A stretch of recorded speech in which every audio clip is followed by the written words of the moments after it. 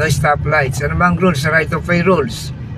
Kapag non-signalized, first to stop, first to go. O, pagmasdan nyo mga tropa kung sining nauna sa kanto.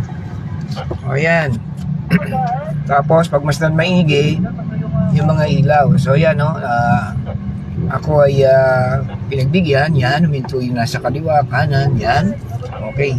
So ganun ang rules, no, pagka walang stoplights, pairanin nyo ng right of way rules. First to stop, first to go. Kung sabay dumating sa corner 90 degrees, diba? Sabay dumating ang dalawang sasakyan, ang mag-yield yung kaliwa at ang gogo yung kanan. Okay? So yun ang right of way rules. Nangyayari yung kapag ka non-signalized or no stoplights. So first to stop, first to go.